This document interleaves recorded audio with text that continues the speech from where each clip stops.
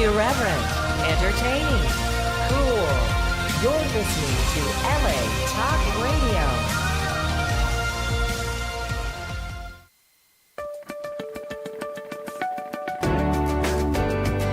You're listening to Answers for the Family with Alan Cardoza and Matt Polachek, only on LA Talk Radio. Welcome to another edition of Answers for the Family. I'm your host, Alan Cardoza, and my co-host, Dr. Matt Polachek, had a prior commitment as director of the Hazleton Betty Ford Clinic, which is a reminder to me of all of the good works that he and his team does for our community. Now, for those of you that have been listening, sending in questions and comments, thank you so much. And please continue to help spread the word that every Monday from 11 a.m. to noon Pacific time, this show will bring on special guests that can inspire, educate, and in some cases entertain, while bringing answers and options to making our lives happier, healthier, and more successful. Now, Answers for the Family will address issues such as locating a runaway teen, family crisis intervention, building self-esteem, dealing with addictions, and so much more. And we'll introduce you to talented authors and new innovations in the areas of health, security, and fun for you and your family. Now, our guest today is Beth Terry. Beth is a resilience and stress expert, as well as a keynote speaker and author. She has held executive positions in corporate America in many fields and has spoken to hundreds of thousands of people in 6 countries.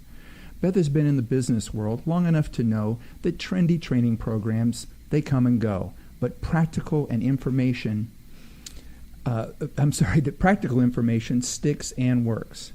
Now, she hosted the TV show Making Your Life Work, featuring experts in various fields from accounting to construction to human resource challenges. She's the author of 5 books. Her latest, Raising Resilient Kids, Notes for Parents, Step-Parents, and Teachers, is the topic of our show today. Beth, welcome to Answers for the Family. Thank you. It's great to be here. Well, it is great to have you on, and I had a chance to read through the book, and I love how positive it is. I love how it really focuses on resilience, but it does it from the standpoint of being so uplifting. So I want everybody to know out there that it just really gives you a good feeling. Thank you.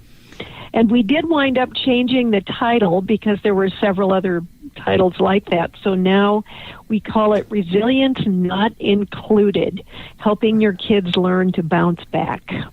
All right. Well, thank you for that. And what we'll do at the end of the show is we'll change that on our website. So for those of you that after the show want to go to the website, if you go to the Answers for the Family website and pull it up, we will make that change as well. So, Beth, I know that the book has stories from your personal 30 years of raising other people's kids. How and why did you get started raising other people's kids? Well, I found out when I was in college that I could not have children, and I had to wrestle with that, and it was hard. And I just said, well, this is what God plans for me, so I will surrender and let it be whatever it is. And then I fell in love with a man who had 3 kids. And he was quite a bit older than me, so the kids were already 8, 11, and 15. And I had to learn at that point what raising kids was all about. And I have to admit, I didn't do a very good job. I allowed some things to go on that my particular way I was raised said not to do, but I let it go anyway. I let them be spoiled. I let them have their own way a lot of times. So I'm sure you have audience members that have been through that, where they sit back and let the kids have their way and let the kids be the boss. And I did that. So I learned that didn't work. Well, so that was step 1. Well, I was going to say, and I don't think you're alone. And I've always thought that it's so strange that, in our schools, our high schools, that, it's mandatory that we take reading. It's mandatory that we do history and we learn science and we take, a gym class, and then it's mandatory to take some sort of elective. So it's like home ed or metal shop or auto shop or something like that. And it amazes me that it isn't mandatory that we take raising children. Yeah, I agree. I thought I knew a lot because I grew up in a family of 8 kids, and there were things within my gut I knew wouldn't work, but I was younger than my husband. I was younger than his ex-wife, and they had their way of doing things, and I just sat back and I watched, and I think I did a disservice to those kids, because when they got older, they had a lot of problems. They had a lot of, they're good kids. They've figured it out, but they had to go through some therapy. They had to go through jump through some hoops that I don't think they'd have to now if they had been raised by me the second time. Well, but it's a great point. We all learn. When you talk to parents that have had many children, most of them will tell you, I learned so much between child 1 and child 2, or child 2 and child 3, that right. that they feel like it's a constant learning process. We have it is, and I think parents need to know that it's okay to make mistakes, and not everybody knows what they're doing. And go pick up books, read things, listen to shows like this, do your homework, because it'll make your life so much easier in the long run. And I think that's such a great point about it's okay to make mistakes. And if I can add to that, and it's okay to share with your children that you made a mistake. I think that's important too, where parents will make a mistake, but they're like, well, I'm not going to tell them I messed up. No, tell them that you're learning as well, and apologize for it. I didn't really handle that correctly. I know there's a better way to do that. Let's talk about what that is. Yeah, and also one of the tricks I used was, okay, so if you were the mom, how would you have handled it? That's a great one. Oh, sometimes they're a lot stricter than we are. Well, I would have taken away my phone. I say, oh, that's a good idea. I'll write that down for next time. And all of a sudden, the look on their face is like, oops. But I think that then after raising those first 3, and for many different reasons, the marriage did not last, but I'm still great friends with my ex. And then, because I was a member of a church, of my church in Hawaii, I was a godparent. And so I found myself becoming a godmother / it's not really foster mother, but I use the word foster on the mainland because we don't have the Hanai system like on the mainland like we do in Hawaii. Hanai is pretty much parents saying, I can't do this right now, take her. And so you take her, you take the child, you're her godmother, you take her, and she moves in with you or he moves in with you. You work through some things, you support the parent, you support the kid, and then you give them back, which is the nice part. So I wound up with 5 of those. And when I started to work with these kids, some of whom came complete with probation officers, I really had to be a grown-up. I had to grow up and take charge and be the parent. And I think you and I talked about, or several of us at the NatSap conference were talking about that the parents have to be the grown-up. That's the point, of having children. No, you're absolutely right. And I've been quoted as telling many parents, your child does not need a 45-year-old best friend. Be a parent. Yes. And they don't want you to be their 45-year-old best friend. They really don't. I think kids that act out are actually jumping up and down inside going, please stop. Please tell me what to do. I'm only 10. Right. Give me structure. Do the math. Yes. You had mentioned that you got started quickly being a stepmother. Well, we have a message that's coming in from a listener, and this one says, I have been a stepmother to 4 children, ages 11 to 16, for 3 years now. My problem is that their birth mother is constantly planting negative issues about me with them. The 2 oldest, in their teens, returned from their week with her really treating me badly. it takes all week to get them back to normal again. Then we start the next round and the next round, etc. My husband is tired, working insane hours, trying to support the families.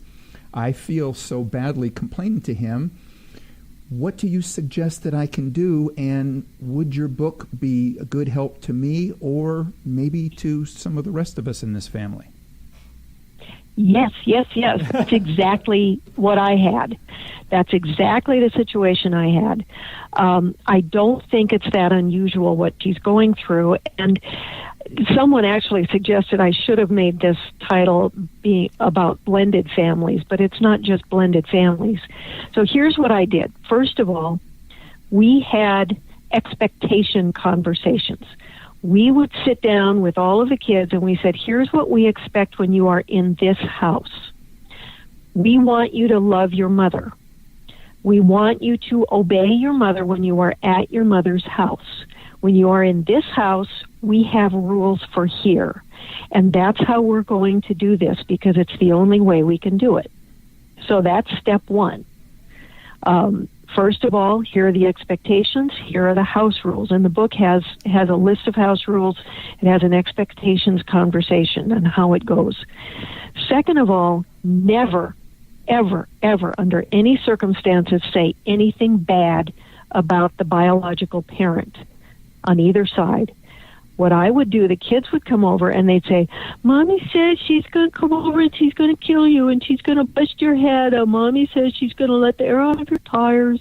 And I would say, oh, wow, it sounds like your mom's having a hard time.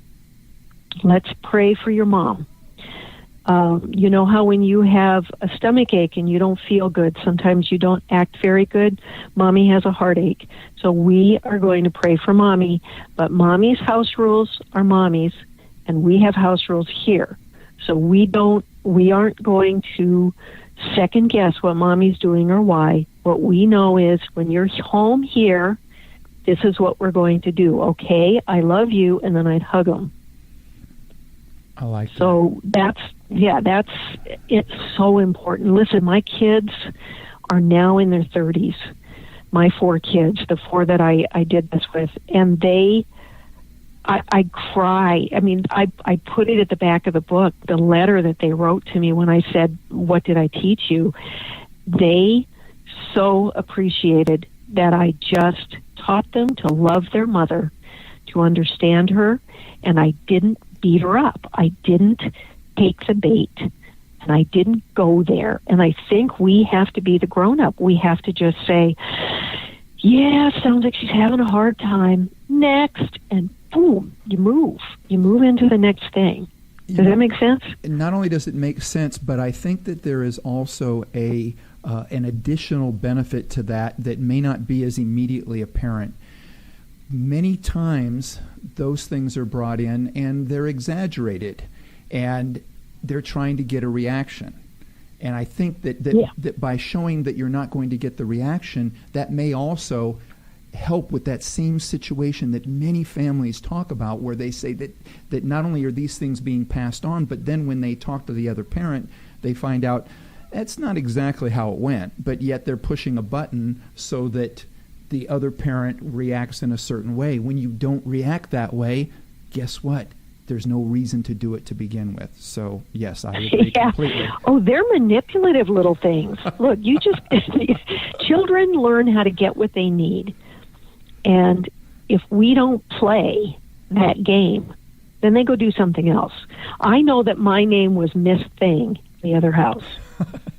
And that's fine. And one of my reactions once when one of the 5-year-old came home and said, Mommy says she's going to beat you up. And I said, oh, well, one of these days I'm going to hug your mommy because I am so grateful that she brought you into the world. And I will always love your mommy because she gave birth to you. And the 5-year-old looked at me and went, I don't think right now is a very good time. And, it's like you're shifting the energy when you do it. But let me give this mother this stepmom another idea. Oh, please. I figured out what was going on. And I knew that it wasn't just the mother, it was the grandmother, because the mother lived with the grandmother. And so I knew that there was all this massive drama. And I would send bright, happy kids there, and I'd get gray, drained kids back. So I said, okay, enough. I told my husband, we're not doing this anymore. We're not going to buy into the gray, drained children. So I would put on dance music, and I'd move all the couch aside, and as soon as one would come through the door, I'd grab her backpack, throw it on the ground, and go, "You're next!" And I'd grab her, and I'd start doing jitterbug with her. And we'd have rock and roll and Freeway of Love, and I'd have Huey Lewis in the News, and I would get all of this music going. So the kids would come through the door, and I would just shift their energy right away. I wouldn't let it be about, and I'd say, you're going to see your mom again in 5 days. It's okay. Everything's good. She's fine. Don't worry about it. She's a grown-up. And then I would just change the energy. And it took a little while. You just have to stay with it. Took a while. And then pretty soon they got to where they expected it. And if I just didn't buy into the drama, like you just said, they have to go do something else. Oops, well, that's not working, so do this now.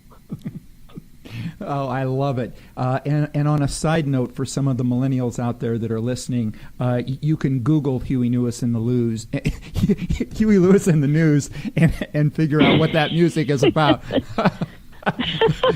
As you're saying it, I'm thinking, it's the heart of rock and roll. It's a great song. Exactly. Go look it up on YouTube. Exactly. That's what I'm saying. They should go look it up, because as soon as you said it, I go, and I remember that one. So, yeah. Well, now you've shared a little bit about the situation that you found yourself into. You were instant parent, and then, as you said, that situation changed. But then, when you found yourself again with 4 children under the age of 10, what steps did you take to make sure that you did it differently this time? First thing I did, I sat down with my husband and I said, all right, here's the deal. Before I will even say yes to marrying you, you and I are going to have a long, complicated, expanded expectations conversation. And I'm a minister's daughter, and I know better. I should have done that with my first husband. And we sat down and we said, all right, I expect this from you as a father. What do you expect from me as a mother? I expect this from your children. What do you expect from your children? I expect that you'll back me up. What do you expect from me? And we went back and forth for a long time. We actually wrote it down. And one of the expectations was, you are the biological parent. I'm not. If I die or if you die, I don't get to be in these kids' lives anymore. You're in their life forever. So what do you want from me? And what we came up with was, he has the final say. And I think, and I hate to say this because this is women's lib and all that kind of stuff. There are some women say, absolutely not. But man doesn't always get the final say. If he is the biological father and you're the stepmother, he gets the final say. And if that's not okay with you, don't marry him. Don't take this on. So I said to him, I'm going to give you as much feedback as I can behind the scenes, but in front of the children, I will always back you up. I like that. I think that's so important. Well, so what are some of the things that you did again when you find yourself now in this next situation? You now have 4 under 10. I think a lot of people out there are probably shaking their heads and going, you had 4 under 10 at the same time?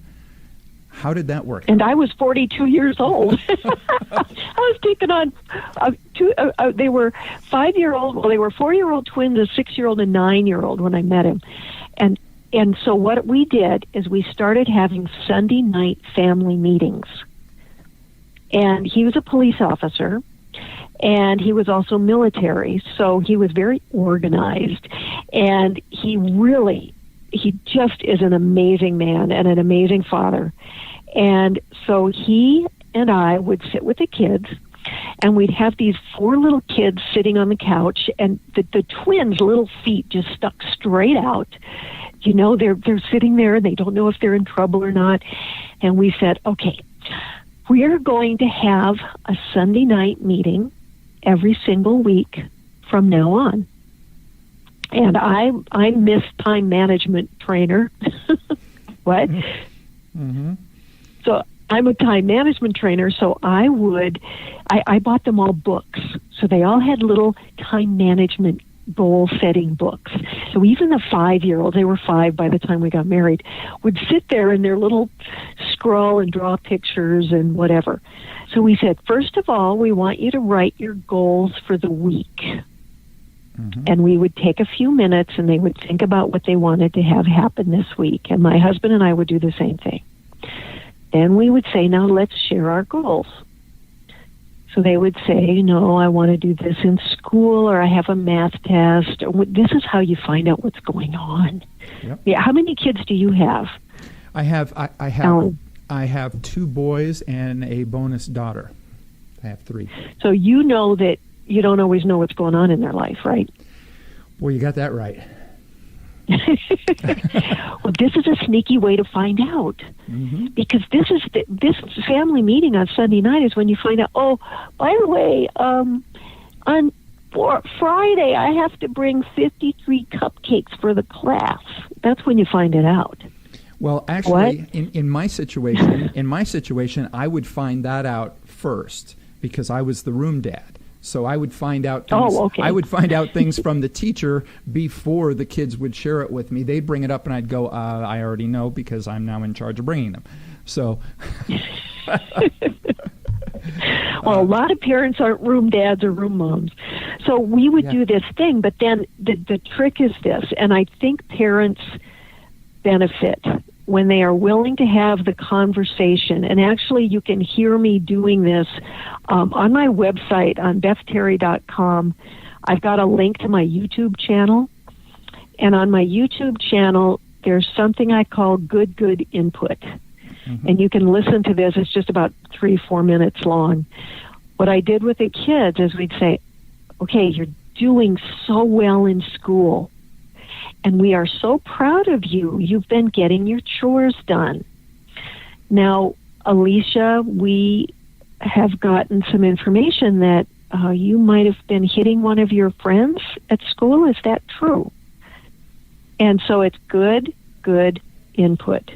You give them a compliment, you give them another compliment, you say, now let's talk about something that needs to be addressed.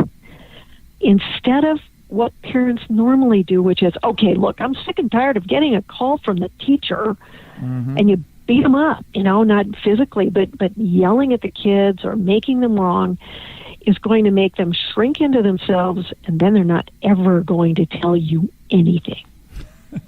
Well, that's a great point. So you take them through that process. Yeah, I love that. And I think then to add one to that is that one of the things that we did was when there's something came from the school is to, start out and go, what was the most interesting thing that happened at school today? And get an answer. Oh, that's good. And then what was the most challenging thing that happened at school today? And then get an answer. And if it wasn't what was brought up to us from the teacher, then we would go to, well, how did you deal with this situation? So we're sort of suggesting, was it interesting, was it challenging, or what was it? And to get them to talk about it. But again, you're right, it's still to get them to talk about something else first, and generally something that's very positive. So yes, I love it. And it's also one of my rules was catch them doing things right. Oh, wait, I think you and I are mind melding right now. No. Kids do what you pay attention to. Why would you constantly criticize? Because then they will do it again. Absolutely. Now you said you were living in Hawaii, so obviously you're familiar with the CAM schools, or for those that don't know. Oh, yes. Yeah. They're one of my clients, yes. Okay. Love those people. Okay. If you go back to their library, there is a series of books that was done in regards to raising children. And if you look closely on the cover of one of them, you will see a picture of me, and the term is "Catch Them Doing Something Good." Oh, I love it. So, yes, I am such a firm believer in that. It's a matter of catch them doing something good. And it's also very helpful to remember, and this gets back to the woman listening who has the question about stepkids.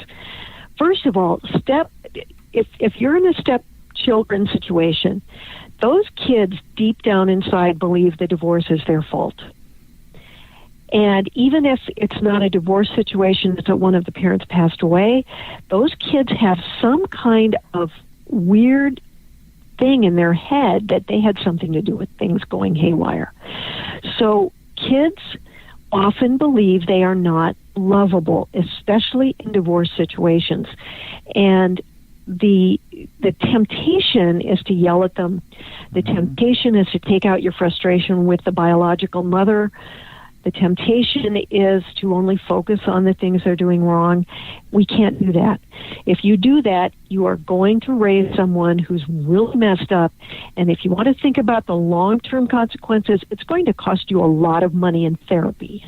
So don't be that parent. Catch them doing things right. Thank you so much for doing your chores. Thank you so much for respecting me enough to letting me know that's going on. Thank you so much for looking out for your little sister. Like that. Well, and for our listeners out there, thank you so much for listening. And now, Beth, I'm going to cue you. Our guest is Beth Terry. We're going to take a break. The book is...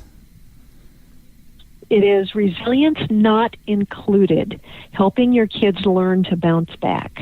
All right. And while we're on break, if you would like, you can go to www.bethterry.com, open up another window, and follow along with us. We'll be right back.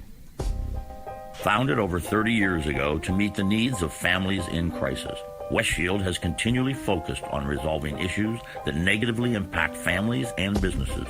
Our signature therapeutic transportation service helps to ensure that adolescents in crisis are safely transported to specialized schools, programs, and treatment centers with unsurpassed experience and success. We are supported by our full-service licensed investigation agency that has legally, professionally, and compassionately located hundreds of runaways and teens. We are experienced and qualified to help, offering solutions which may include referrals to our international network of top professionals in the fields of educational consulting, psychology, psychiatry, and investigations. Simply put, Westshield Adolescent Services and Westshield Investigations are the best solutions when your family is facing a personal crisis. Call 1-800-899-8585, 24 hours a day, 7 days a week.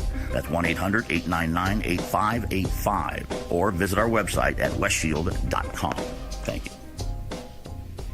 And we're back. We are speaking with Beth Terry, and we are talking about resilience. So, Beth, we've talked a little bit about how you got into the situation to where you were helping other people's kids. Now, let's talk a little bit about what motivated you to write a book about all this. Actually, you did.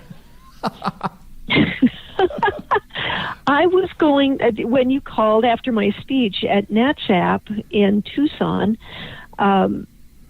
you wanted my 101 Ways to Make Your Life Easier, and I took a look at the book, and I said, boy, that is so outdated. I even have advice about pagers in there. The millennials will roll their eyes. So I said, I've got so many columns in my blogs. I have 2 different blogs, and I have my 101 Ways book, and I've written columns in Honolulu newspapers. So I gathered all the columns together, and I sat down and meditated on everything, and I said, this is a book. Let me just do this. So you're the reason that I wrote Resilience Not Included. So thank you. Wow, you're very welcome. And That was a lot. Well, first of all, I didn't know that, but secondly, for most of us, trying to put together a book takes a very long time. And I know after hearing you speak, I think you had already had 4 books that you had done, and I was just so impressed with the information you were putting out there for all of us at whatever walk of life we were in, that I just couldn't wait to get you on our show. So. Thank you for that. Thank you. And I love the fact that I'm somehow part of a motivation that got you to write another one.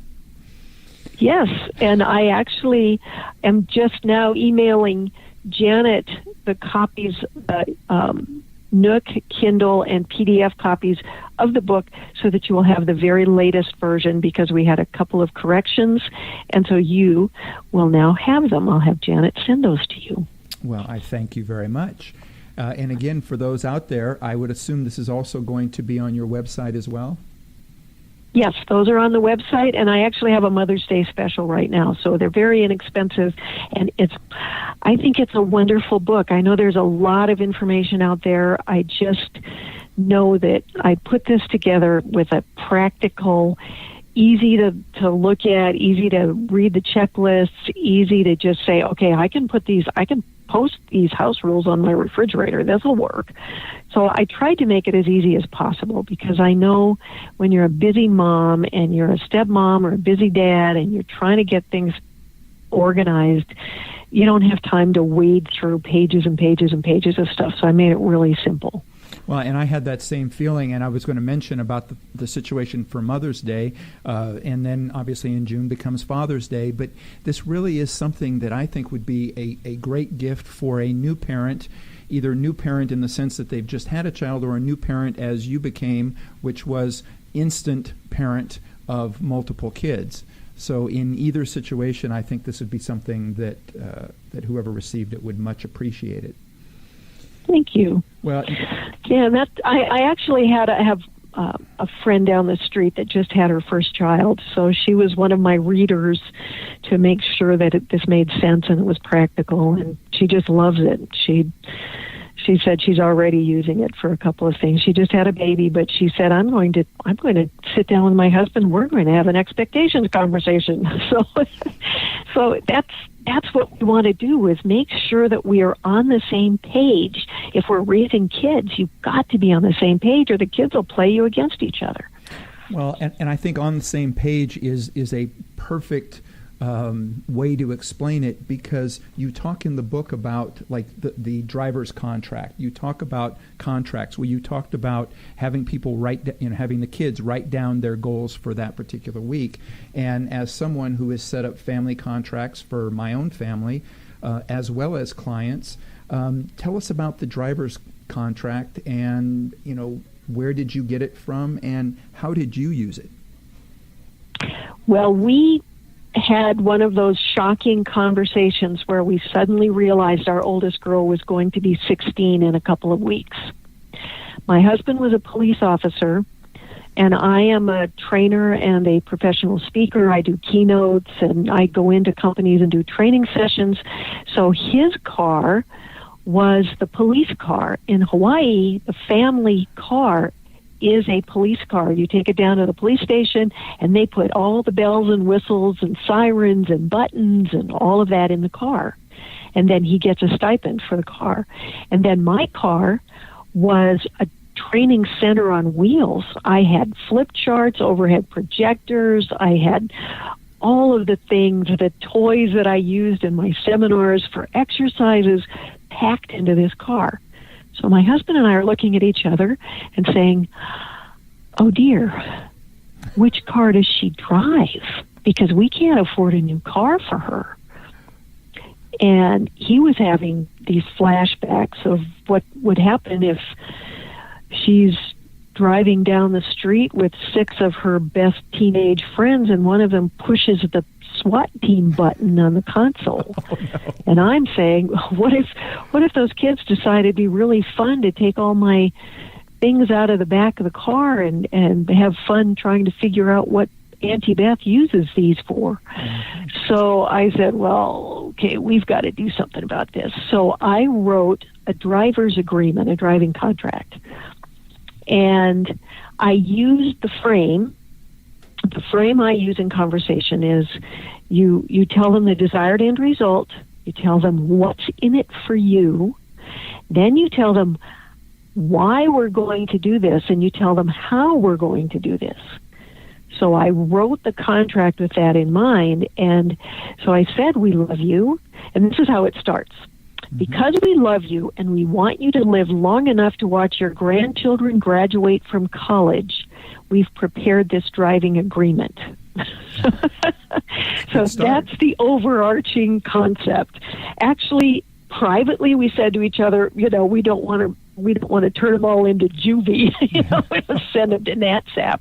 We'll send them to your school. So because parents get scared and then they say things they shouldn't say. So we wanted to say, look, we love you. We want you to be safe. Mm-hmm. So here's a driver's agreement. It's interesting. After we went through the driver's agreement, our oldest said, and all of her sisters were sitting there listening to our conversation. And she said, this is really cool. Can I put it in the glove box in both cars? And we went, yeah, why? Sure. Because then if my friends want to do anything, I just hand them the contract. That's smart. Yeah. Very smart. So then it's not her that's telling them to stop. So the contract is, here are the rules and regulations of driving this 4,000-pound vehicle down the road. Here are our expectations, and then here are the consequences. So it has all three parts to it. Now, there's probably a bunch of listeners that have teenagers between the ages of like 14 and 16 that are saying, is this in the book? Because we probably need it just for that. It's not in the book, and that would have been a really good idea. However, if they order the book, I will send them a free copy. There you go. Got that one. No, I think that is so important, especially in this day and age. And, we deal with a lot of teenagers that get in accidents. In California, they had to pass a law that that once they get their license, they couldn't drive with other kids because we were getting so many accidents where whoever got their license first would pack in as many kids as possible, and then there would be a serious accident. So the law here is now set up to where you get your license, but for that first, and I don't remember exactly, I want to say that first year that you have your license, you can't have but like one other person with you, and I think it needs to be a relative, a sibling. But it was that serious because we had so many really bad accidents. But what you're talking about right now is another way that they could solve those things. Is let's communicate. Let's set up a contract. Let's make sure that they know why they can only do this in the car or why you don't do that in the car. Which really just comes down to good communication.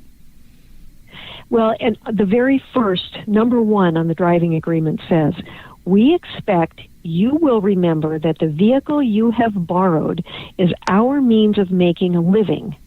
Honor that vehicle and any of our items left inside of it. That's very smart. I like it. Now, remember, a police car might have a gun in the glove box. And we always would make sure that we would pull that out, but you never know.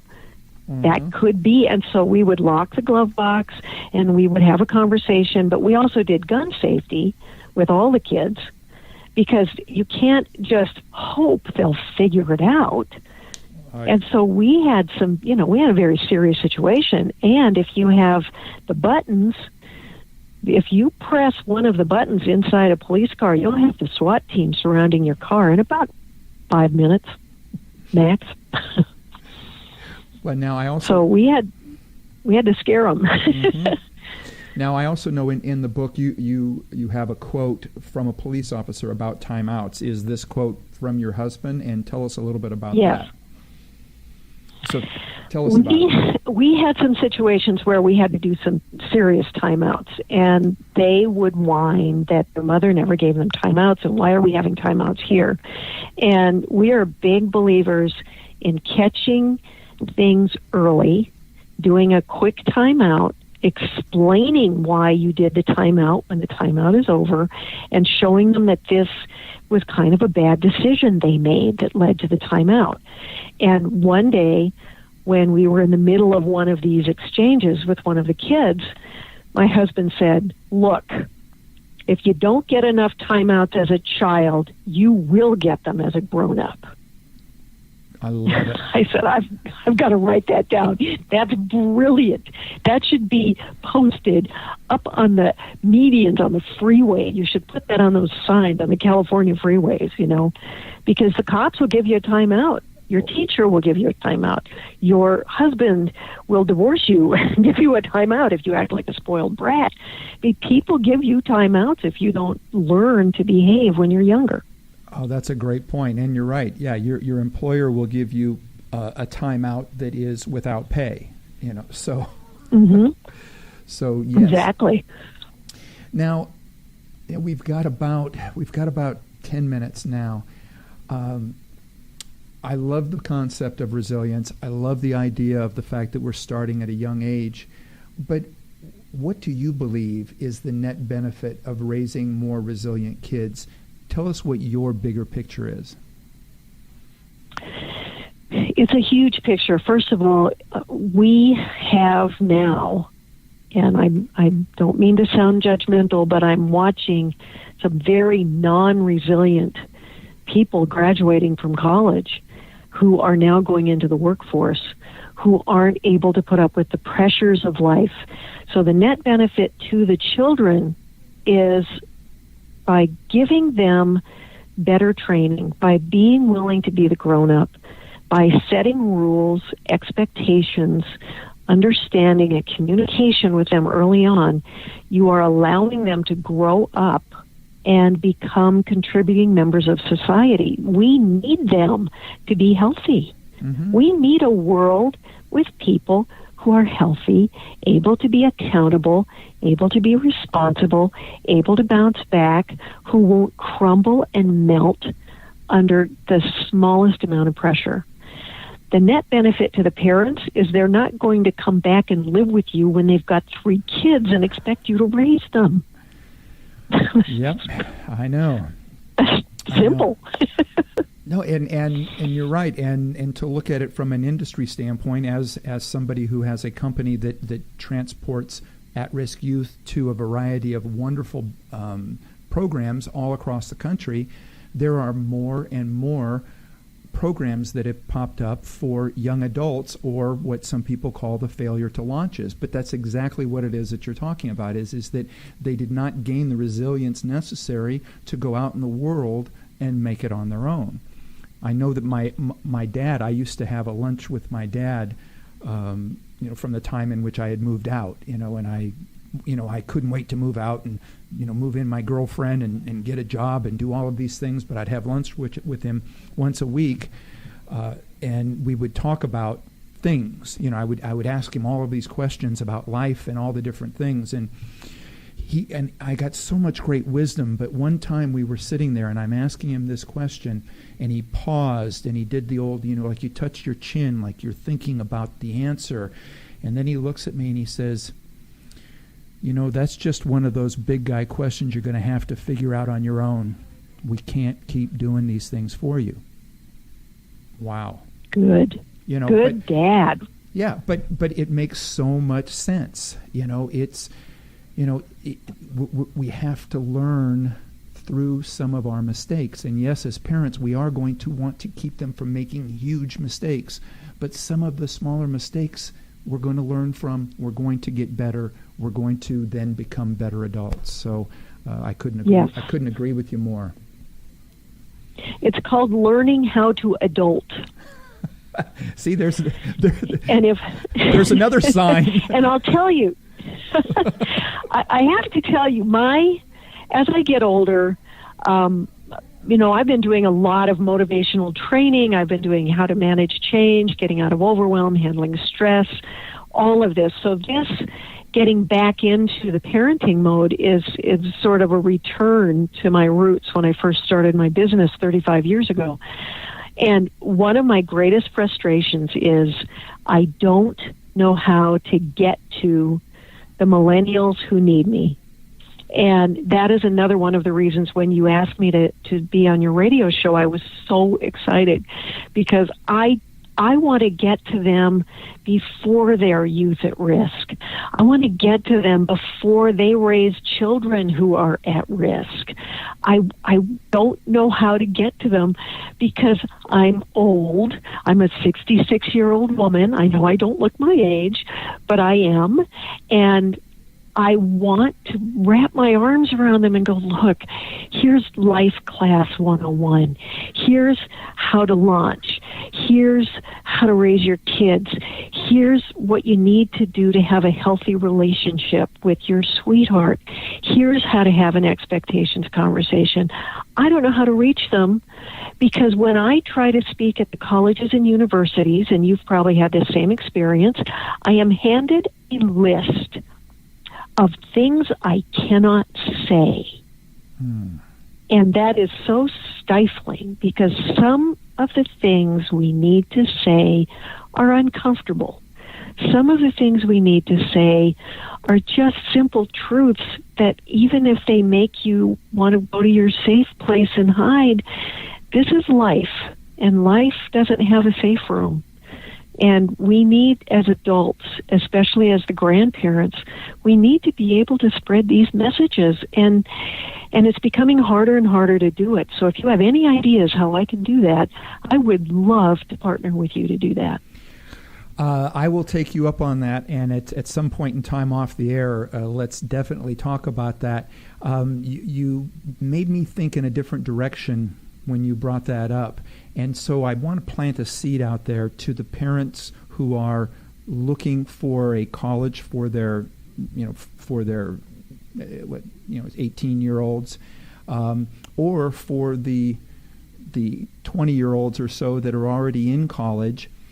Think about that, what Beth just said, and say to yourself, why would a college not want somebody to talk about resilience and touch on some of those things that might be a little bit more difficult? And if that's the case, speak up and tell them, no, we want this. We want things that are going to allow us to be better adults, to be more resilient. And if it means that we have to hear some things that aren't exactly politically correct, well, so be it. So we need to take control, and we can't have people out there. I mean, to me, that is trying to take away a freedom of speech that should not be taken away. So I know I went off on a tangent there for a moment, but thank you for sharing. No, but you're right. Yeah, that's it. Yeah. It's a huge concern, and I want these kids to make it.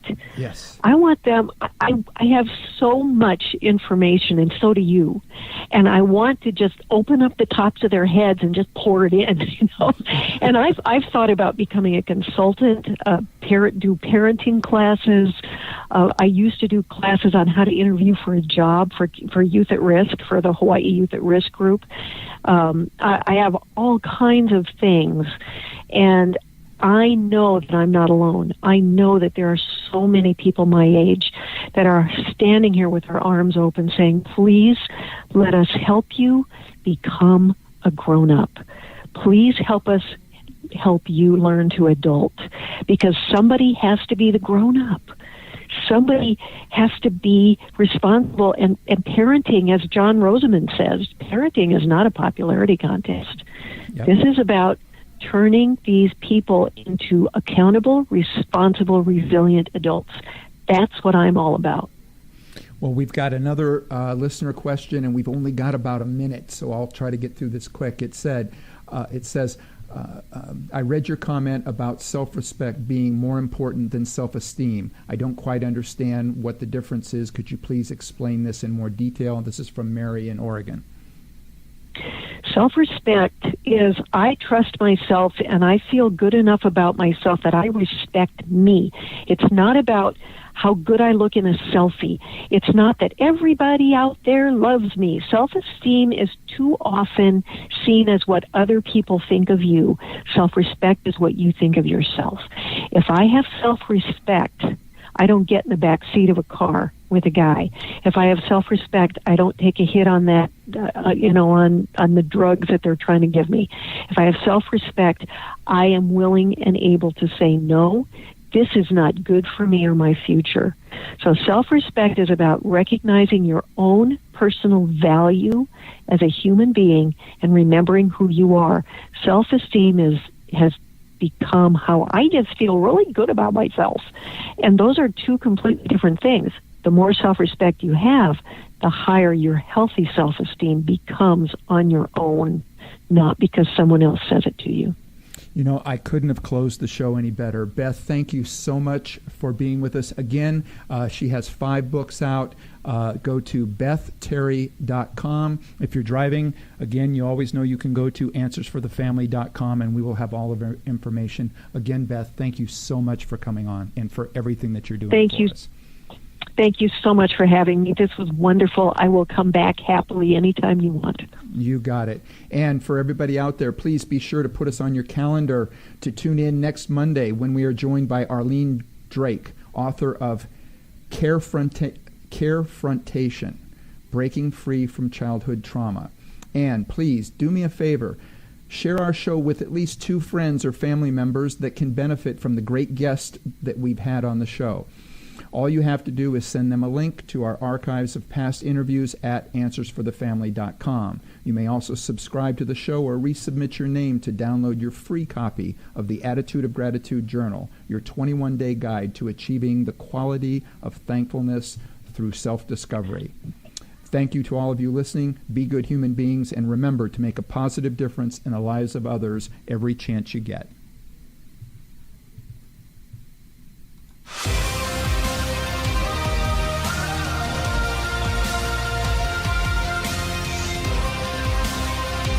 Irreverent, entertaining, cool. You're listening to LA Talk Radio.